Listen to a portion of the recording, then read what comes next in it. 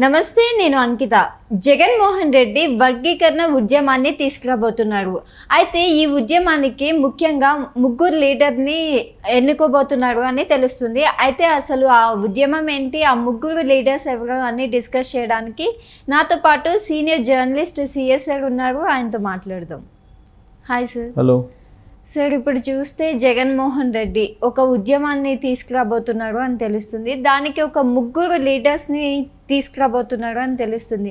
అసలు ఆ ఉద్యమం ఏంటి సార్, అండ్ ఆ ముగ్గురు లీడర్స్ ఎవరు అంటారు?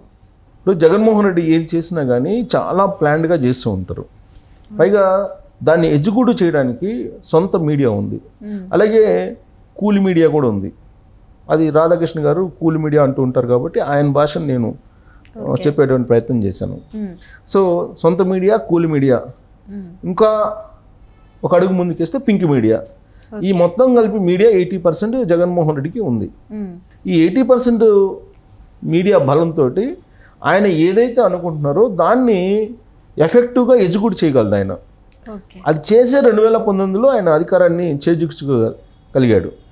కంప్లీట్ మైండ్ గేమ్ ఆడుతూ ఉంటాడు ఆయన. సో ఆయన చాలామంది ఏం చెప్తూ ఉంటారంటే ఆయనకి రాజకీయాలు గురించి ఆలోచించడు, తాడేపల్లిలో కూర్చొని పబ్జీ గేమ్స్ ఆడుతుంటాడు, ముఖ్యమంత్రిగా ఉన్నప్పుడు అందుకే ఎవరిని కలవడు అనేది ఆయన మీద ఉన్నటువంటి ఒక అభిప్రాయం చాలామంది చెప్తూ ఉంటారు. బట్ అది వాస్తవం కాదు. ఆయన నిత్యం పబ్జీ గేమ్ కాదు, పొలిటికల్ గేమ్ ఎలా ఆడాలి అనేది ఆలోచిస్తూ ఉంటాడు అనేది ఆయన్ని దగ్గర నుంచి చూసినటువంటి వాళ్ళు చెప్పేటువంటి మాట. సో ఆయన ఇప్పుడు ఎలాగైనా సరే మళ్ళా ఆంధ్రప్రదేశ్లో తనకంటూ ఒక ప్రత్యేకమైనటువంటి స్థానాన్ని సంపాదించుకోవాలి అనేటువంటి ప్రయత్నం చేస్తున్నారు. దానికోసం ఫస్ట్ స్టెప్ ఏం వేశాడు ఆయన, ప్రత్యేక హోదా అనేదాన్ని తీసుకొచ్చాడు. ఇప్పుడు సరైనటువంటి సమయం చంద్రబాబు నాయుడుకి ప్రత్యేక హోదా అడగడానికి. చంద్రబాబు నాయుడు పార్టీతోటి మద్దతుతోటి ఆడ నరేంద్ర మోడీ ప్రభుత్వాన్ని ఏర్పాటు చేశాడు కాబట్టి చంద్రబాబు నాయుడు అనుకుంటే కనుక ప్రత్యేక హోదా రాష్ట్రానికి వస్తుంది అనేది మొట్టమొదట లేవదీశాడు. లేవదీసిన తర్వాత జగన్మోహన్ రెడ్డి మీద నీకు 22 మంది ఎంపీలు ఇచ్చారు కదా 2019లో, మరి నువ్వేం చేసావు? నీ సొంత కేసులు లేదంటే బాబాయ్ మర్డర్ కేసుకు సంబంధించినటువంటి అంశాలు వీటన్నిటిని ఆపుకోవడానికి నీ పవర్ను ఉపయోగించుకున్నా, కానీ ఏ రోజైనా ప్రత్యేక హోదా నువ్వు అడిగావా అనేటువంటి ప్రశ్న ఎదుటి వాళ్ళ నుంచి బాగా బలంగా వినిపించింది. దాంతో ఆయన చేసినటువంటి మొదటి ప్రయోగం సక్సెస్ కాల. సో రెండవది ఏంటి, అసెంబ్లీకి రావాలంటే కనుక ప్రతిపక్ష హోదా ఇవ్వాలి, ప్రతిపక్ష నాయకుడిగా గుర్తించాలి అనేటువంటి మరొక అంశాన్ని ప్రజల మధ్యకు తీసుకెళ్లే ప్రయత్నం చేశారు. ప్రతిపక్ష హోదా ఇస్తే నేను అసెంబ్లీకి వస్తాను, ప్రజా వాణిని వినిపిస్తాను, తన పార్టీకి 39% ఓట్ బ్యాంక్ ఉంది కాబట్టి వాళ్ళ కోసం నేను అసెంబ్లీకి వచ్చి పోరాడతాను, అయితే పోరాటానికి ప్రతిపక్ష హోదా నాకు ఇవ్వండి అని చెప్పేసి ఒక లెటర్ రాశాడు స్పీకర్కి. సో స్పీకర్ ఇచ్చేటువంటి పరిస్థితి లేదని చెప్పి తెలుసుకున్న తర్వాత ఆయన హైకోర్టుకి పిటిషన్ వేశాడు.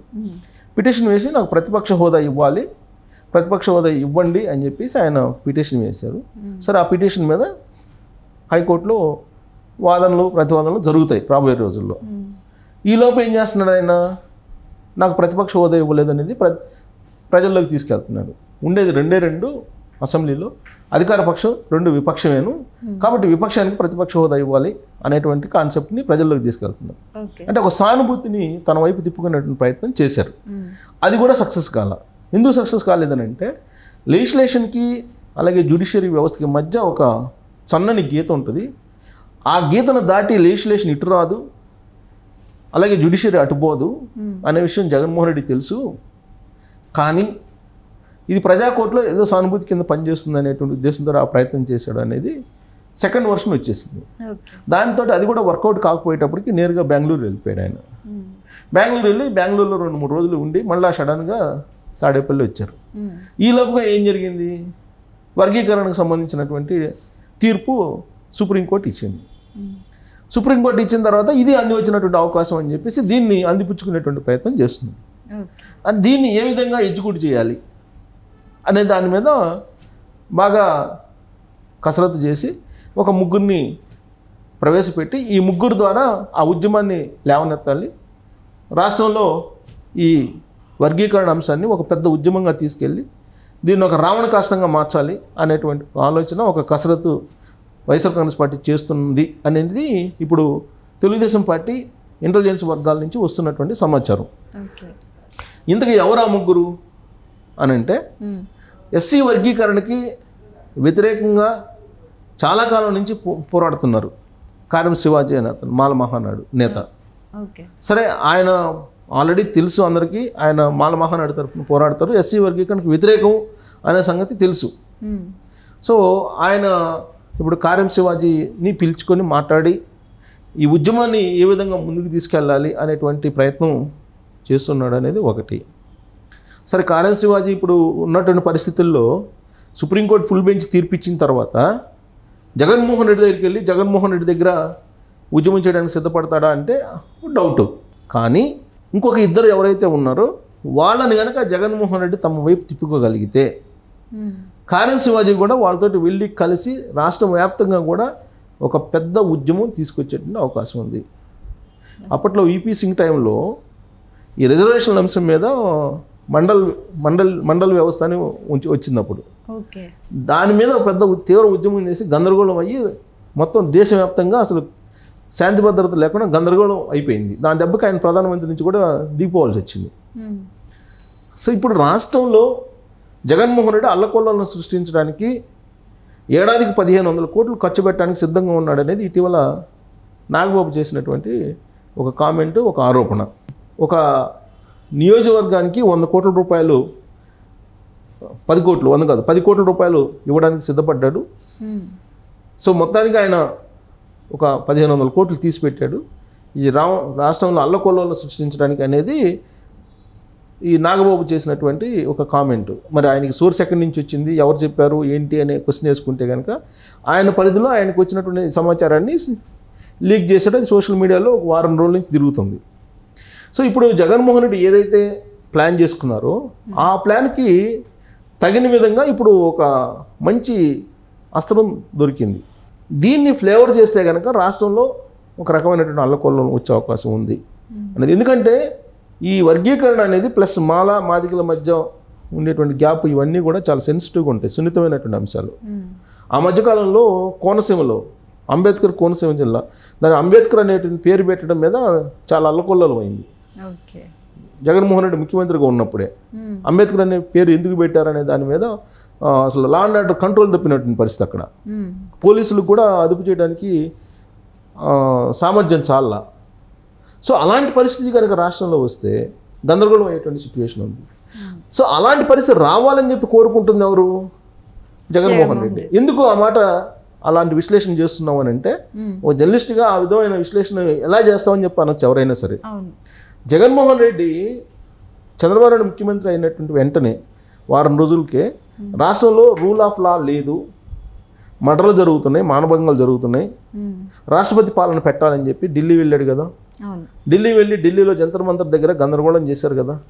రాష్ట్రంలో ఏం జరగకుండానే, రాష్ట్రంలో శాంతి భద్రతలు ఉన్నప్పుడు లేదా రాష్ట్రంలో రూల్ ఆఫ్ లా జరుగుతున్నప్పుడు, పైగా జగన్మోహన్ రెడ్డి అధికారంలో ఉన్నప్పుడు ఎవరైతే అధికారులు ఉన్నారో వాళ్ళే గ్రౌండ్ స్థాయిలో ఉన్నప్పుడు రూల్ ఆఫ్ లా లేదని చెప్పి వెళ్ళినటువంటి జగన్మోహన్ రెడ్డి ఇప్పుడు రాబోయేటువంటి రోజుల్లో రాష్ట్రంలో అల్లకొల్లను సృష్టించడానికి వెనుకాడతాడా అని అంటే జవాబు ప్రజలందరికీ వదిలిపెట్టాలి. మనం చెప్పడం జవాబు వాళ్ళకి వదిలిపెట్టాలి. సో కాబట్టి ఇప్పుడు ఆల్రెడీ మాల మహానాడు యాక్టివ్గా పనిచేస్తుంది ఎస్సీ వర్గీకరణకి. ఇంకొక ఇద్దరిని, ఆ ఇద్దరు ఎవరెవరంటే చంద్రబాబు నాయుడు అంటే విషయం చిమ్మేటువంటి ఒక లీడరు. ఆయన వైఎస్ఆర్ కాంగ్రెస్ పార్టీలో తొలి రోజుల్లో ఉన్నాడు, అక్కడ పదవులు అనుభవించాడు. మళ్ళీ తెలుగుదేశం పార్టీ అధికారంలోకి వచ్చింది, అధికారంలోకి 2014 నుంచి 2019 వరకు. ఆ పీరియడ్లో మళ్ళీ తెలుగుదేశంలోకి వచ్చాడు. తెలుగుదేశంలోకి వచ్చిన తర్వాత ఆయన కీలకమైనటువంటి పదవుల్ని అనుభవించాడు. చంద్రబాబు నాయుడు అతనికి కీలకమైనటువంటి పదవుల్ని అప్పచెప్పాడు. ఆ పదవులను అనుభవించాడు 2019 దాకా. 2019లో వైఎస్ఆర్ కాంగ్రెస్ పార్టీ రాగానే మళ్ళీ వైఎస్ఆర్ కాంగ్రెస్ పార్టీకి వెళ్ళిపోయాడు ఆయన. వెళ్ళిపోయి అక్కడ పదవులు అనుభవించడానికి ప్రయత్నం చేశాడు. జగన్మోహన్ రెడ్డి పక్కన పెట్టేశాడు. ఈ మధ్యకాలంలో సాయిరెడ్డి శాంతి వ్యవహారంలో ఒక మీడియా సమావేశంలో కనిపించాడు. ఆయన ఎవరనేది ఇక అంతకన్నా క్లూ మనం ఇచ్చేదానికి అవసరం లేదనుకుంటా. సో అతన్ని ఇప్పుడు సొంత పార్టీలోనే ఉన్నాడు కాబట్టి వైఎస్ఆర్ కాంగ్రెస్ పార్టీలో అతన్ని ఉపయోగించుకొని ఇప్పుడు ఈ ఉద్యమాన్ని హద్దులు దాటించేటువంటి ప్రయత్నం ఖచ్చితంగా చేస్తారు అనేది ఇంటెలిజెన్స్ రిపోర్టు ఒకటి. రెండు, జగన్మోహన్ రెడ్డిని వ్యతిరేకిస్తూ రాజశేఖర రెడ్డి ఫ్యామిలీని అభిమానించేటువంటి, రాజశేఖర రెడ్డిని అమితంగా ప్రేమించేటువంటి మరొక సీనియర్ నాయకుడు, కోస్తా జిల్లాలో, గోదావరి జిల్లాలో ఉన్నటువంటి నాయకుడు. ఆయన మాజీ ఎంపీ. ఆయన ఈ వర్గీకరణ మీద ఆల్రెడీ గొంతెత్తాడు. ఆయన కనుక జగన్మోహన్ రెడ్డి దగ్గరికి వెళ్తే, జగన్మోహన్ రెడ్డి కనుక ఆయన్ని ఆకర్షిస్తే ఖచ్చితంగా అల్లకొల్లలు వచ్చేలాగా ఈ ఉద్యమాన్ని వైఎస్ఆర్ కాంగ్రెస్ పార్టీ తీసుకెళ్తుంది అనేది ఇంటెలిజెన్స్ ఇచ్చినటువంటి రిపోర్ట్ తాజాగా ప్రభుత్వానికి. సో ఈ ముగ్గురు కనుక కలిస్తే, జగన్మోహన్ రెడ్డి ఈ ముగ్గురిని ఆపరేట్ చేస్తే రాష్ట్రంలో లా అండ్ ఆర్డర్ కంట్రోల్ తప్పేటువంటి అవకాశాలు లేకపోలేదు అనేది నేను చెప్పడం కాదు, ఇంటెలిజెన్స్ ముందుగా బాబు ప్రభుత్వాన్ని అప్రమత్తం చేసింది. కాబట్టి ఈ ముగ్గురిని ఏ విధంగా జగన్మోహన్ రెడ్డి ఆపరేట్ చేస్తారు అనే దాని మీద ఇప్పుడు చంద్రబాబు నాయుడు ప్రభుత్వం కాన్సన్ట్రేషన్ చేయాలి. అలా కాకుండా ఆ ముగ్గురిని జగన్మోహన్ రెడ్డి కనుక తన వైపు తిప్పుకొని గేమ్ స్టార్ట్ చేస్తే మాత్రం ఈ వర్గీకరణ మీద ఒకప్పుడు యూపీ సింగ్ ఉన్నప్పుడు మండల్ వ్యవస్థను రద్దు చేయాలని ఏ విధంగా అయితే అల్లకొల్లమైన దేశం, అలాంటి పరిస్థితి వచ్చేటువంటి ప్రమాదం ఉంది అని చెప్పి కొంతమంది తెలుగుదేశం పార్టీలో ఉండేటువంటి సీనియర్లు కానీ లేదా ఇంటెలిజెన్స్ కానీ అనుమానిస్తుంది.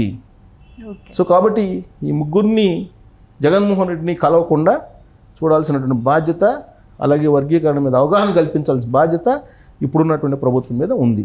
లేదంటే చేయి దాటిపోయిన తర్వాత ఏదో అంటారు సామెత, చేతులుగా లేక ఆకులు పట్టుకుంటే ఉపయోగం ఏంటి అని. కాబట్టి అలాంటి జరగకుండా, అలాంటి పరిస్థితి రాకుండా చంద్రబాబు నాయుడు ప్రభుత్వం ముందస్తు జాగ్రత్తలు తీసుకోవాల్సిన అవసరం ఉంది అని చెప్పి మనం తాజా పరిస్థితుల్ని, జరుగుతున్నటువంటి దాన్ని, ఇంటెలిజెన్స్ రిపోర్ట్స్ని కొన్ని మనకు తెలిసినవి చెప్పి మనం ఒక ఒపీనియన్కి రావచ్చు. Okay, thank you sir. Thank you.